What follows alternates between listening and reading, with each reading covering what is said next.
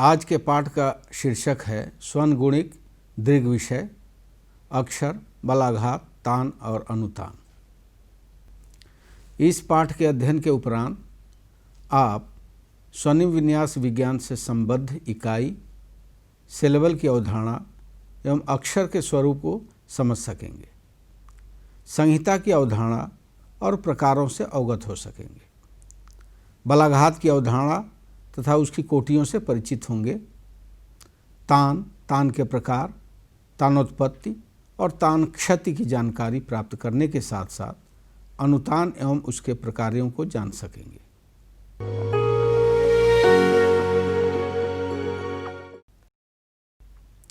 स्वनिम विन्यास विज्ञान और सिलेबल। स्वनिम विन्यास विज्ञान स्वनिम विज्ञान का वह क्षेत्र है जो सामान्यतः खंडों के शब्दों के आरंभ, मध्य और अंत में प्रयुक्त होने के आधार पर स्वनिमों के अनुक्रमों की विशेषताओं का अध्ययन करता है। भाषा विज्ञान के सिलेबल की अवधारणा अक्षर की अवधारणा से संबद्ध है, किंतु हिंदी में अलोप के कारण उसके लिखित अक्षर के समरूप नहीं रह गई है। हिंदी शब्दों के अक्षर और सिलेबल की संरचनाओं को देखें।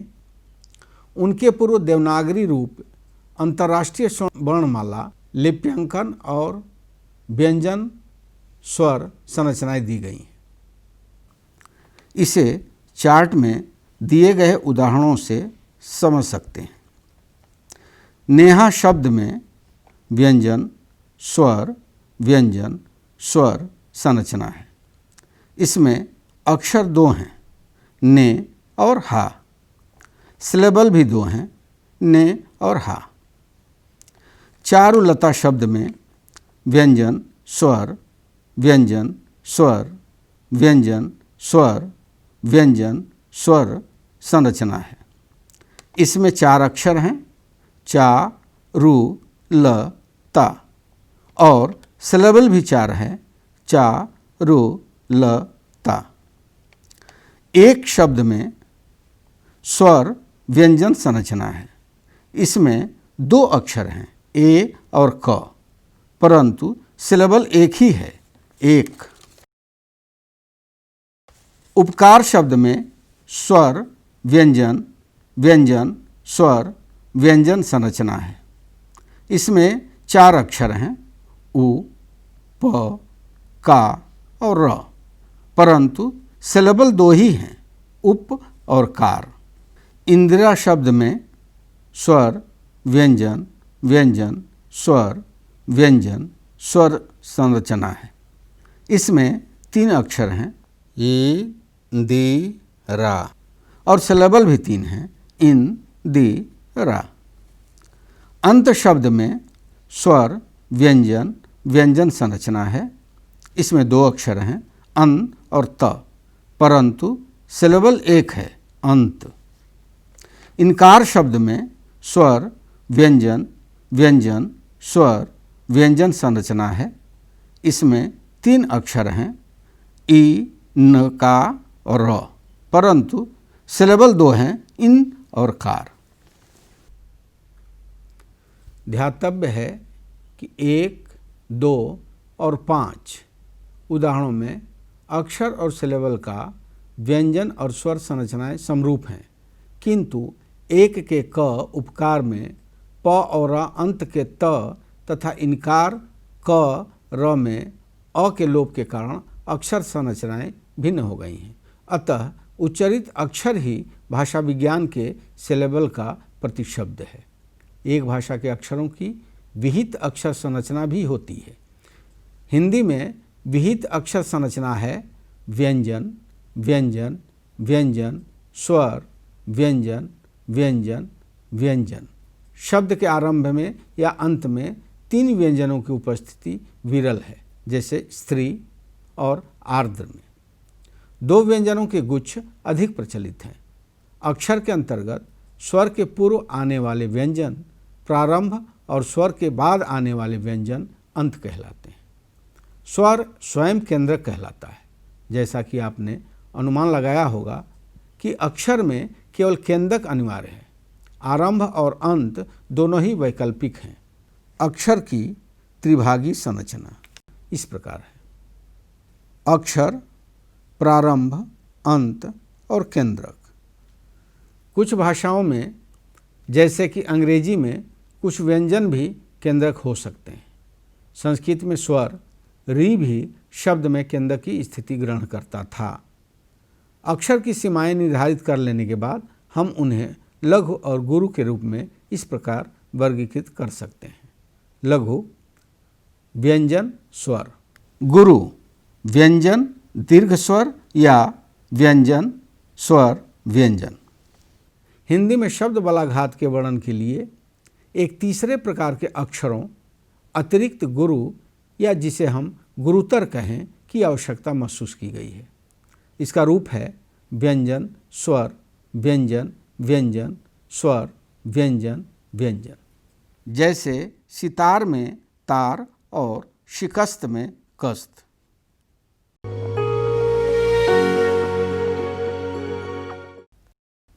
संहिता। संहिता पारिभाषिक एक इकाई से दूसरी इकाई में सीमा के पार संक्रमण में घटित होने वाली स्वनिक प्रक्रियाओं, दिग्विषयों जैसे समयानुपात, वितति, मोचन के संदर्भ में परिभाषित किया जाता है। लेखा, इससे लेखा, लेखा इसका लेखा जोखा करना। पकड़ो मत जाने दो, पकड़ो मत जाने दो। यदि संहिता उपस्थित हो तो यह विप्रकृष्ट संहिता कहलाती है और यदि यह अनुपस्थित हो तो यह सन्निकृष्ट संहिता कहलाती है। अतः रूप क्रमांक 3 क में विप्रकृष्ट संहिता है तथा ख में सन्निकृष्ट संहिता है, जबकि दोनों रूपों में समरूप खंडात्मक अनुक्रम है।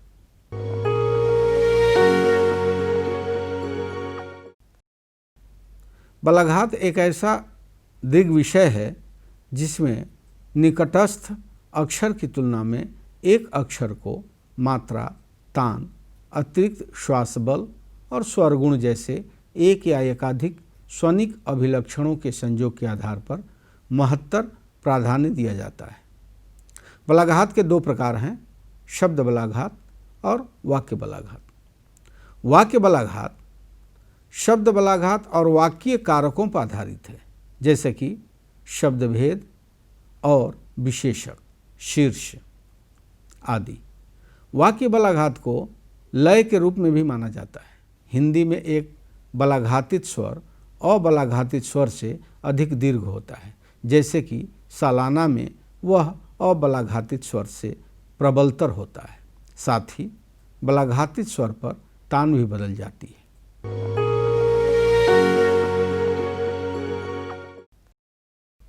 बलाघात की कोटियाँ। यदि एक से अधिक बलाघात हो, उनमें से एक प्राथमिक होता है और दूसरा द्वितीयक होता है। उदाहरणतः शानदार। यद्यपि दोनों अक्षरों में से कोई प्राथमिक या द्वितीयक हो सकता है, सभी भाषाओं में ऐसा नहीं है। उदाहरण के लिए अंग्रेजी में प्राथमिक और द्वितीयक बलाघात का स्थान निश्चित है, जैसे पैथोलॉजिकल डेविस्टेशन। बलाघात पूर्वानुमेय या कोशीय हो सकता है। हिंदी तथा अधिकांश भाषाओं में शब्द बलाघात पूर्वानुमेय है। हिंदी के लिए हिंदी शब्द बलाघात के नियम इस प्रकार हैं। अति गुरु अक्षर सदैव बलाघातित होता है। उपांत्य गुरु अक्षर बलाघातित होता है यदि उसके बाद कोई गुरु अक्षर हो, किंतु अति गुरु अक्षर नहीं। शब्द की आदि स्थिति में द्विअक्षरीय शब्दों में लघु अक्षर बलाघातित होता है यदि उसके बाद कोई गुरु अक्षर हो, अन्यथा त्रिअक्षरीय शब्द में वह आदि अक्षर पर बलाघातित होता है यदि उसके बाद लघु अक्षर हो। काला, कला, सितार, दारोगा, महिला। अंग्रेजी में अधिकांश शब्दों में शब्द बलाघात पूर्वानुमेय है, किंतु कुछ शब्दों में निश्चित होता है। उदाहरण के लिए EAC, EEE से अंत होने वाले अक्षरों पर बलाघात होता है। Japanese, addressee, etiquette. भाषाओं में इस बात को लेकर अंतर होता है कि शब्द के किस अक्षर पर बलाघात हो। अतः तमिल में शब्द का आद्य अक्षर बलाघातित होता है। तिब्बती धर्मी भाषाओं में जैसे कि आदि में अंत्याक्षर बलाघातित होता है।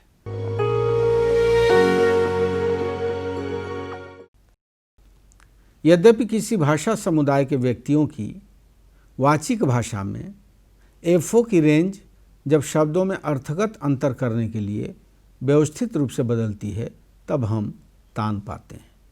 जिन भाषाओं में तान से शब्दों के अर्थ में अंतर आता है वे तान भाषाएं कहलाती हैं। माँ, तान 1 उदात्त, माँ, तान 2 उच्च उदात्त। एक तरह की घास, माँ, निम्न स्वरित। घोड़ा, तान 4 अनुदात्त। डांट। आप पीटर लेरेफोजेड की पुस्तक वॉवेल एंड कंसोनेंट 3 संस्करण के 2 अध्याय में चीनी भाषा संबंधी रिकॉर्डिंग में इन ध्वनियों को सुन सकते हैं, जो इस लिंक पर भी उपलब्ध है।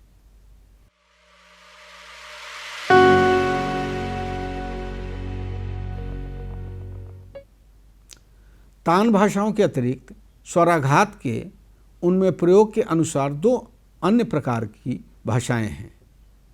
स्वराघात या कोशीय आघात भाषाएं और अनुतान भाषाएं।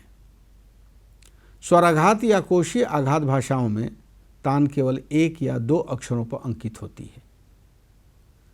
स्वराघात प्रधान भाषाओं के सुपरिचित उदाहरणों में आधुनिक भाषाओं में जापानी और स्वीडिश भाषाएं तथा ऐतिहासिक प्रकारों में प्राचीन ग्रीक और वैदिक संस्कृत आती है।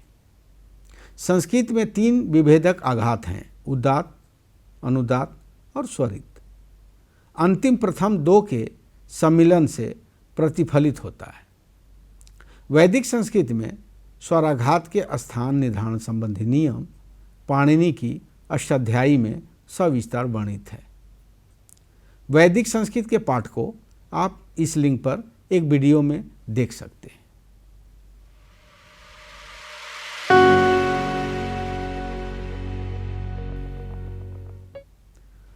अनुतान भाषाएं वे हैं जिनमें किसी शब्द पर तान एक पदबंध या वाक्य के अर्थ को संकेतित करती है जिसका वह अंग है। उदाहरण के लिए, कमला कल देर से आई। देर से पर अवरोही तान के साथ कहा गया वाक्य एक कथन है जिसका अर्थ है कमला कल ठीक समय पर नहीं बल्कि देर से आई। कमला कल देर से आई। देर से पर आरोही तान के साथ कहा गया वाक्य एक प्रश्न है जिसका अर्थ है कमला कल देर से आई।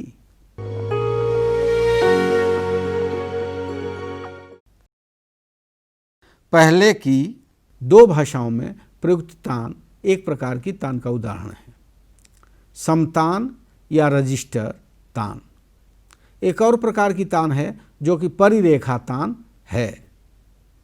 दोनों प्रकार की तानों में अंतर इस बात का है कि रजिस्टर तानों में वक्ता के स्वराघात की रेंज में एक निश्चित ऊंचाई होती है, जबकि परिरेखा तानों में एक स्वराघात स्तर से दूसरे स्तर तक गति का समावेश होता है।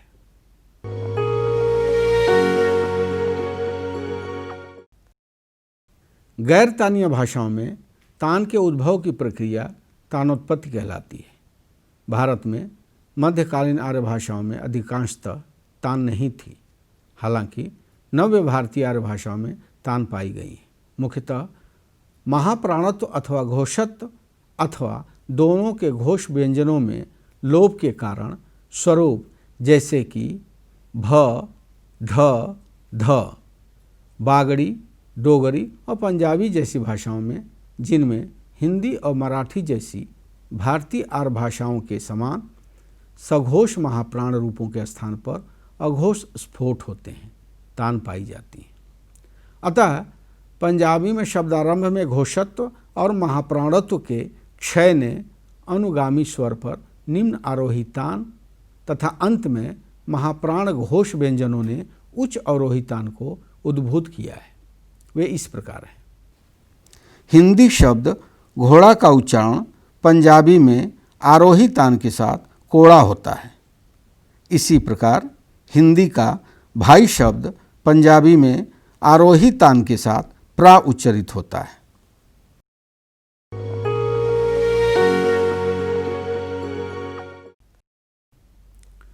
जैसे कि तान भाषाओं में किसी पास के स्वन में स्वनिक विशेषता के क्षीण होने पर तान उद्भूत होती हैं। कुछ भाषाओं में तान समाप्त भी हुई हैं, जिसमें वे गैर तानीय भाषा में परिवर्तित हो गई हैं। तान की समाप्ति या क्षय का एक उदाहरण वैदिक संस्कृत है, जो एक स्वराघात प्रधान भाषा थी। लौकिक संस्कृत में स्वराघात रहित भाषा बन गई।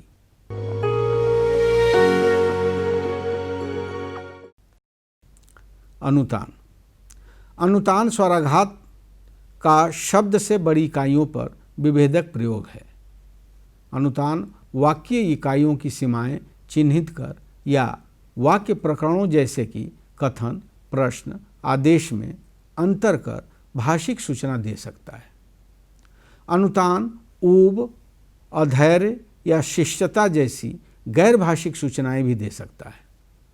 हम अपनी चर्चा को अनुतान के भाषिक प्रकारों तक सीमित रखेंगे। कल हम वहाँ जा रहे हैं। यह वाक्य किसी एक शब्द पर भिन्न तानों का प्रयोग भिन्न अर्थों को देते हुए कहा जा सकता है। कल हम वहाँ जा रहे हैं कथन। कल हम वहाँ जा रहे हैं प्रश्न। कल हम वहाँ जा रहे हैं निहितार्थ। इस वाक्य में भिन्न शब्दों को एक तान में कहकर भिन्न अर्थ दिए जा सकते हैं। कल हम वहाँ जा रहे हैं अर्थ कहीं और नहीं। कल हम वहाँ जा रहे हैं अर्थ किसी और दिन नहीं। कल हम वहाँ जा रहे हैं अर्थ और कोई। यदि वाक्य भिन्न शब्दों पर केंद्रक के साथ कहा जाए तो वाक्य का अर्थ बदल जाता है। हम नई और प्रदत्त सूचनाओं में भेद करने के लिए यह हमेशा किया करते हैं।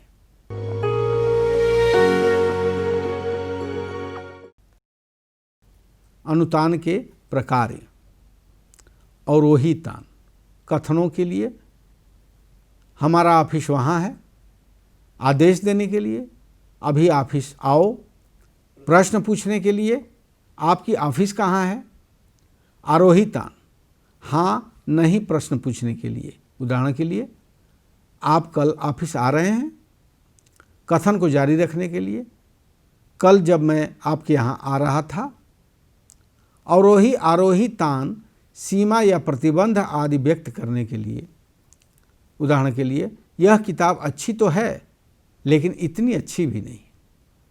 अंग्रेजी और हिंदी प्राय समान अनुतान अभिरचनाओं का प्रयोग करती हैं। मलयालम जैसी भाषा अनुतान के थोड़े भिन्न प्रयोग करती है।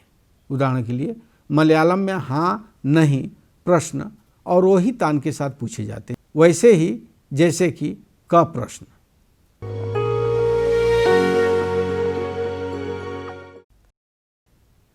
निष्कर्ष के रूप में हम कह सकते हैं कि वैकल्पिक प्रारंभ और अंत और अनिवार्य क्रंदक द्वारा संरचित अक्षर की इकाई शब्द स्वनगुणिमों में निर्णायक भूमिका निभाती है। संहिता एक इकाई से दूसरी इकाई में संक्रमण में होने वाली स्वनिक प्रक्रियाओं के संदर्भ में परिभाषित होती है। इसके दो प्रकार हैं, सन्निकृष्ट संहिता और विप्रकृष्ट संहिता।